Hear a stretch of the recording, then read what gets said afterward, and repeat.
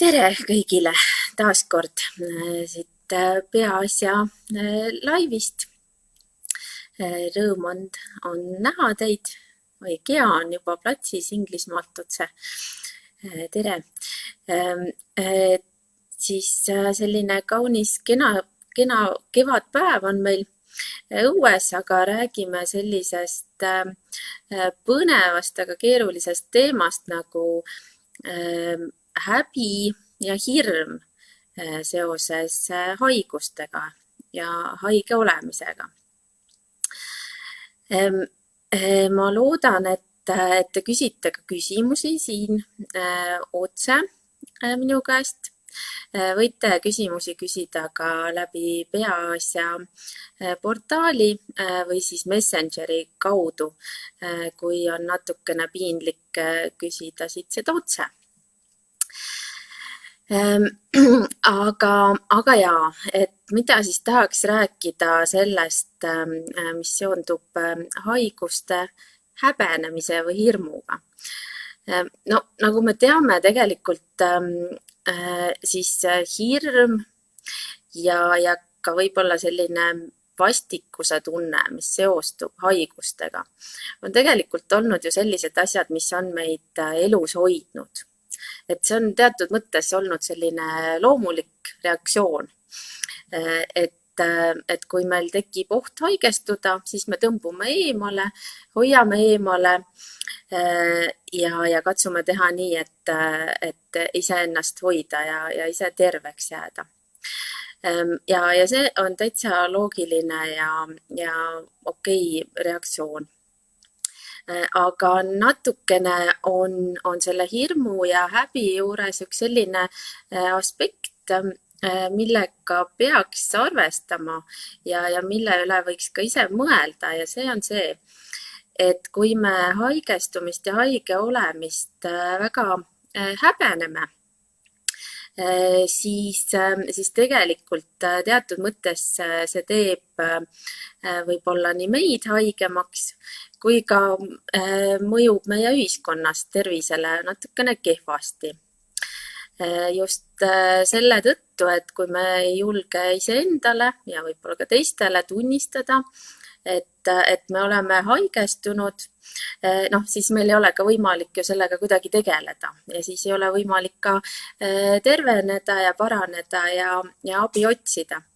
Ja sellepärast on hästi oluline, et me kuidagi korra mõtleksime läbi enda jaoks selle, et kust maalt on see hirm ja häbi selline mõistlik reaktsioon, mis meid kuidagi kaitseb ja hoiab ja mis ajast ta muutub selliseks, mis tegelikult hoopis teeb meid haigemaks.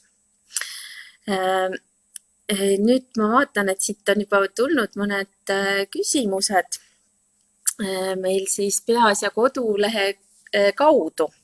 Ja tõesti ongi selline küsimus, et tunnen tööl, et ei julge köhatada ega aevastada, sest kohe vaadatakse, et kas ma olen nakatunud ja see on küllalt pingeline. Et ilmselt see tõesti niimoodi on praegu paljudes kohtades, kus inimesed peavad ju tööl käima, kas või näiteks poes või politseinikud või meie armsad meedikud, et kuidagi natukene tabu on isegi selline köhatamine või nina pühkimine, sest kohe käivitub see hirmureaktsioon, et oi, kas ma peaks sellest köhivast inimesest hoidma eemale, äkki ta on ohtlik. Või et kui ma ise köhatan, olemegi siin näiteks ka siin oma laividele inimeste värbamisega kohanud seda, et ma ei julge teile tulla siin laivis rääkima vaimsest tervisest näiteks, sest mul on praegu natuke köha ja kui ma köhatan, et siis see äkki vallandab mõnel inimesel ärevust, et see köhatamine on selline võimas ärevuse ja hirmu vallandaja praegu. Aga et tõesti, kui ise kuidagi seda karta ja hoida ka tagasi selliseid ka tavalist köhatamist, et ilmselt see tõesti ju pinget teeb inimestele päriselt igapäevaselt. Et sellisel puhul ikkagi mina soovitaks täitsa julgelt võtta selle teemaks, et jah, et me kõik tegelikult pelgame praegu, proovime küll ennast hoida, teha kõik, mis me suudame, et püsida terved. Ja ongi ebamugav, kui kellelgi on mingisugused külmetushaiguse sümptomid, et aga ikkagi, kui neid on, et siis neid võiks välja näidata ja kui keegi tunneb ennast halvasti, kindlasti tuleb koju jääda, aga et me ei peaks selle tõttu kuidagi üksteist otseselt hakkama kartma ega eemale ka emotsionaalses mõttes jääma üksteisest, et pigem katsume seda distantsi hoida, aga et räägime sellest ka, mis meile hirmu ja ebamugavust tekitab, et see tegelikult aitab ka selle häbi vastu. Et häbi vastu aitabki hästi palju see, et sellest samast teemast otsesõnu rääkida. Et see kogemus on meil ka peaasjas siin selles kontekstis, kui me räägime vaimse tervise raskustest. Nii, vaatame, mis on järgmine küsimus. Pean tööl käima, aga olen ka päris mures haigeks jäämise pärast. Jah, paljud on kindlasti. Ja ei tea, kas sobib töökaaslastelt nende tervise kohta küsida või siis küsida selle kohta, et kuidas on nende pereliikmetega. No, ma ütleks, et kui üldiselt ju on niimoodi, et me peame oma terviseseisundit tegelikult selliseks privaatseks ja isiklikuks asjaks ja võib-olla ei ole kombeks ka oma kolleegidega väga palju rääkida oma tervise teemadest. Aga teisalt jällegi, kui me ikkagi nagu kuidagi muretseme ja ei julge seda teemat üldse nagu kuidagi üles võtta, et siis see jällegi hakkab meie selliseid omavahelisi suhteid pingestama. Et see tegelikult on tunda, et kui teisel inimesel on mingi mure kogu aeg peas ja ta mõtleb, et oi, et mul siin kolleeg, et ma ei tea, kas ta ikkagi on terve ja et ma natukene muretsen, et ma olen temaga siin lähestikku koos, et kas see siis hakkab ka tõesti jällegi meie sellist muidu hea kolleegi suhet mõjutama ja selles mõttes ma jällegi julgustaksin ütlema kas või samamoodi, et ma tean, et me kõik oleme praegu mures haigestumise pärast ja proovime ennast hoida ja kõiki neid reegleid järgida, mida soovitatakse. Ja ma tean, et võib-olla alati ei ole nagu niimoodi viisakas küsida tervise kohta, aga et praegu, kui on meil selline ülemaailmne pandeemia, et siis selle tõttu ma siiski julgen küsida, et kuidas on sinu tervis ja et ega keegi su pereliikmetest ei ole haigestunud. Et kui me sellisel viisil ka käitume, siis tegelikult me ikkagi hoiame nii iseenda kui ka teiste tervist, füüsilist tervist, eks, et siis meil üldse kuidagi on nagu justkui lubatud ka öelda, et okei, et ma praegu jäingi haigeks, pean koju jääma, aga teisalt ka seda vaimset tervist, et siis, kui need pinged on kuidagi otsesõnu välja räägitud, et siis me tunneme ennast sisemuses paremini ja tunneme ennast paremini ka teistega suheldes. Sest et tegelikult, kui rääkida üldisest sellisest häbimärgistamisest, mis on seotud haigustega, siis sellega on ju selline lugu, et üks asi on, eks ju, see, kuidas meie selline ühiskondlik hoiak on haige olemise ja haigestumise osas. Et kui ikkagi meil on nagu ühiskonnas nagu natukene sellist hoiakut, et justkui kui sa nagu oled haigeks jäänud, kas või siis sellesse COVID-viirusesse või millessegi muusse, et võib-olla sa ikkagi ise tegid midagi valesti sa oled kuidagi nendest reeglitest mööda vaadanud, sa oled olnud hooletu, lohakas, sa pole teistest hoolinud, et kui me niiviisi kuidagi suhtume üldiselt haigeks jäämisesse, et et üsna ilmselt see tegelikult ikkagi ei julgusta ega ei toeta inimesi oma tervise suhtes tähelepanelik olema. Ja teine aspekt on see, et see hoiak, mis on ühiskonnas, selle inimene võtab ka enda sisse ja võib kuidagi ka hakata ennast süüdistama või ka tõesti tundma ennast päriselt väga süüdi olevana, kui ta on jäänud haigeks. Ja see jälle omakorda hakkab tegelikult vaimset tervist mõjutama. Ja ma vaatan, et siin tegelikult ongi üks küsimus otseselt selle kohta, et olen koroonat põdenud juba ja tunnen end väga süüdi, sest et kui mul veel sümptome ei olnud, siis ma käisin ikkagi poes ja ma ei tea täpselt, et keda ma võisin haigeks teha. Siin ma ikkagi väga paluks kõigil tähelepanu pöörata sellele, et kuidas me räägime haigusest ja haigeks jäämisest. Et ma küll väga soovitaks mitte kasutada sellist väljendit, et ma olen kellegi haigeks teinud, eriti kui me räägime nakkushaigustest, mille puhul üsna ilmselt ei ole ju olnud see nakkuse edasiandmine kuidagi tahtlik. Et sellel puhul võiks ikkagi mõelda seda, et ma ei kasutaks sellist sõna, et ma kuidagi kedagi otseselt nakatasin või et ma tegin kedagi haigeks, sest et see kohe kuidagi tekitabki sedasama süütunnet, et ma tegin midagi valesti, aga ma usun küll, et mitte keegi ju meist siin ei soovi kedagi meelega nakatada.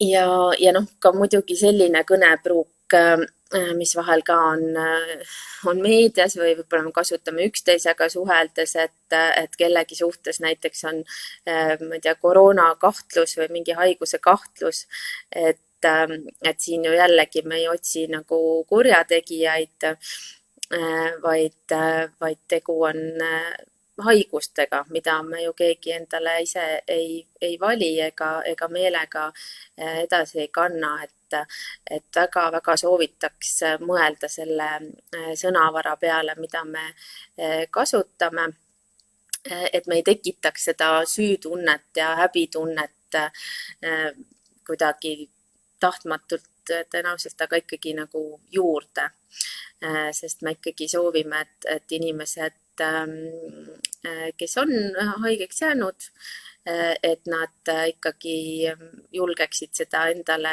tunnistada ja teistele ka ja otsida vajadusel ka ju arstiabi, et see on ju meie kõigi ühine soov, ma usuks. Niiviisi.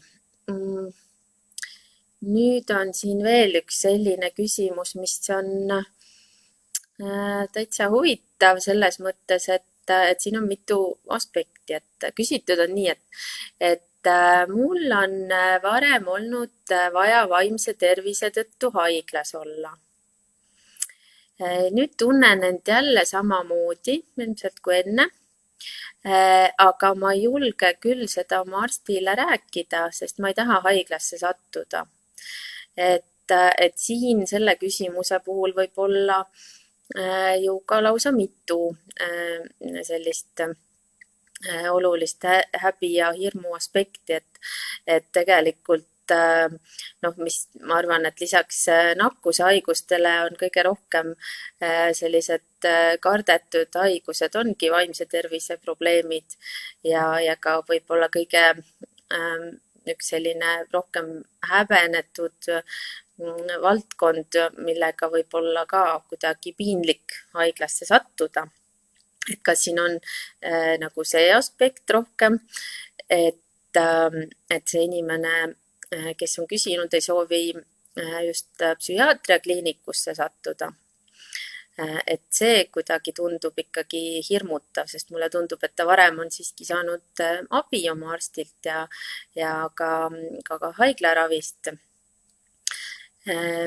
Et kui on nagu see aspekt rohkem mängus, et siis ma soovitaks igal juhul ikkagi rääkida oma arstiga, sest et tavaliselt on nii, et mida varem oma raskustest rääkida ja mida avatumalt ka oma arstiga arutada ja rääkida ka seda, et ma kardan haiglasse sattumist, et seda suurem on tegelikult tõenäosus, et võib-olla saab ka täitsa ilma haiglata hakkama.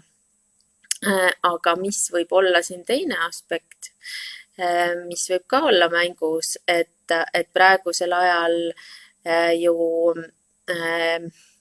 haiglatega ja võib-olla ka natukene üldse meditsiini inimestega seotud võib ka olla selline hirmu ja häbi ja stigma aspekt, et kas haiglasse sattudes võin ma siis jääda koroonasse näiteks või juba näiteks minu arst, kes erinevate inimestega kokku puutub, et kas tema kuidagi võib olla mulle selles suhtes ohtlik, et kas seal võib ka sellist hirmu ja sellist ebamugavust olla mängus. No selles mõttes ma küll julgustaks seda, et ma tean, et ka psühhiaatriakliinikutes ja vaimse tervise spetsialistid ikkagi suhtuvad väga-väga tõsiselt sellesse, et kuidas üldiselt praegu hoiduda nendest viirustest, mis ringi liiguvad, on seal ka üsna sellised korralikud reeglid, juhised, kõik teavad, mida teha ja hoiavad ennast ja on ka läbi mõeldud see, kui psühhiaatriakliinikus mõni inimene on haigestunud ka lisaks veel koroonasse, et selles mõttes ma küll julgustaks usaldama oma arsti ja ka ikkagi haiglaid praegu, sest nad tegutsevad ka vaimse tervise vallas väga-väga tublisti ja väga aktiivselt selle nimel, et inimesed ikkagi saaksid seda abi, mis neil vaja on. Nii et jällegi sama vastus peaaegu kõigile küsimustele on see, et julgustan ikkagi väga otse rääkima ja tuua ka välja võib-olla selle, et äkki ongi hirmus praegu. Nii, vaatan, mis siin veel siis on.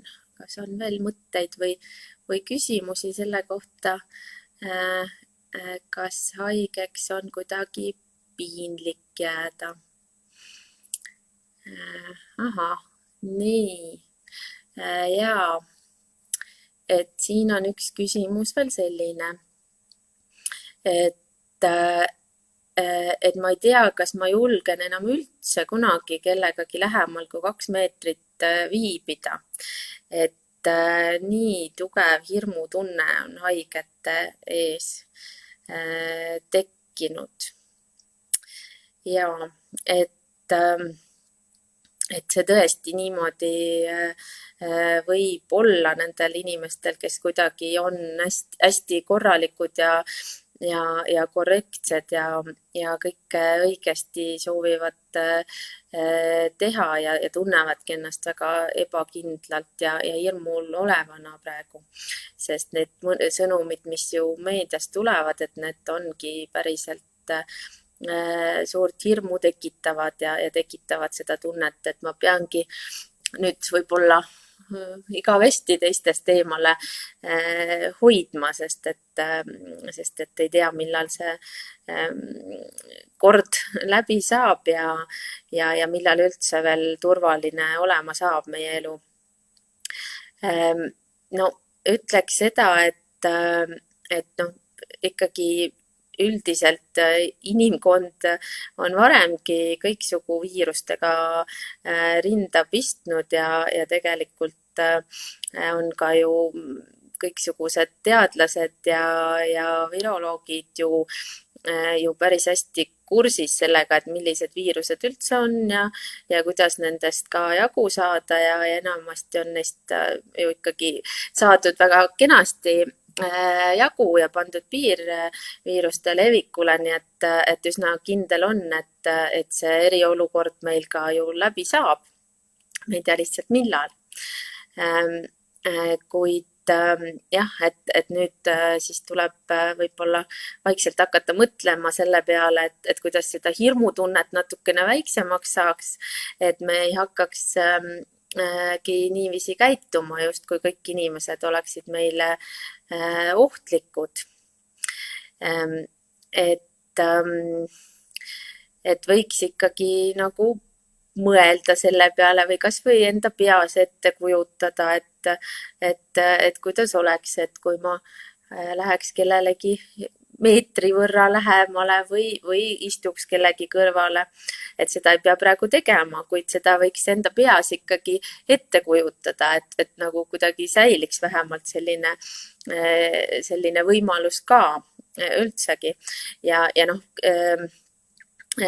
kindlasti õnnestub sellest hirmust jagu saada, aga et jällegi see peaks olema selline väikeste sammude kaupa ja arvestamagi, et see harjumine võib-olla võtab ka uuesti aega, et kui me harjume jälle kuidagi tavaliselt omavahel koos olema ja noh, et see, et need inimesed, kes selle koroona tõttu kunagi on olnud meile ohtlikud, et see oht ikkagi ei jää nagu igavesti püsima, et see kindlasti kohe läheb ju mööda. Et võiks vähemalt fantaseerida sellest, et kellelegi natukene lähemale minna. Seda ei pea tegema, aga võiks mõelda sellest mõnikord. Nii. Siin on veel üks küsimus. Oi, kui tore. Reisimise kohta siis, jah. Et käisin märtsi alguses reisil ja siiamaani vaadatakse mind nagu halvaks panuga, et miks ma sellise riski üldse võtsin.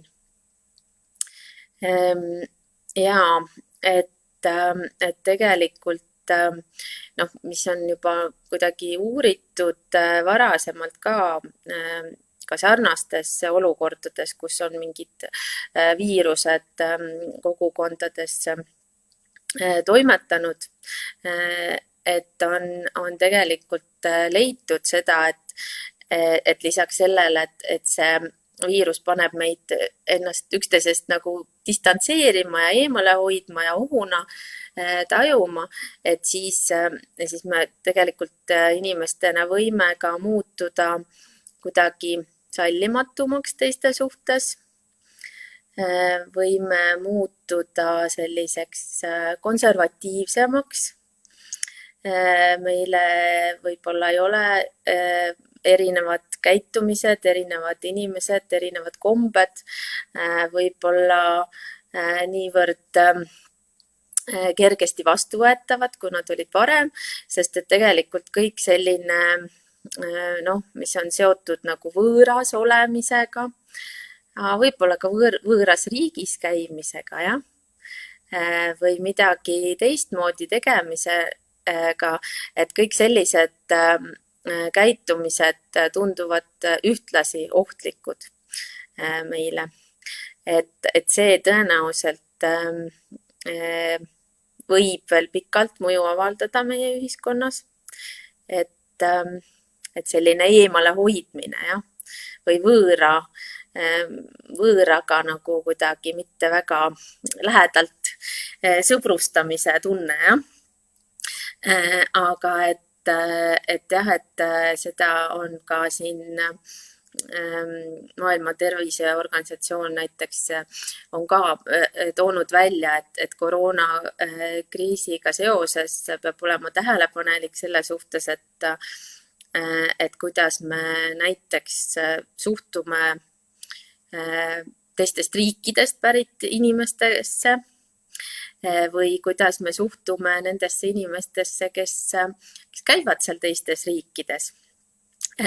Ja noh, kolmas rühm on siis need meditsiinitöötajad, kellest natukene oli juba jutt selles psühhiaatriakliiniku kontekstis, et tegelikult noh, nemad võivad olla kuidagi sellises riskirühmas, et kellele me võime hakata kuidagi viltu vaatama või kellest me soovime nagu eriti kaugele veel hoida.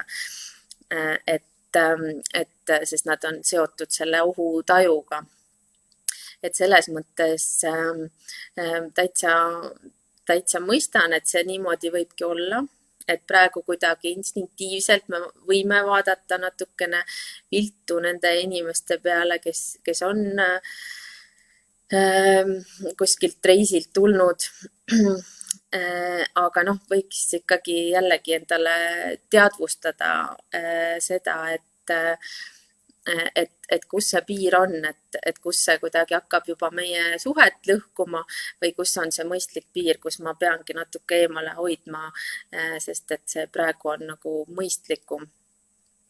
Et sest noh, selleks, et kuidagi sellest raskusest ühiselt välja saada, meil on ikkagi emotsionaalselt vaja ikkagi väga-väga kokku hoida.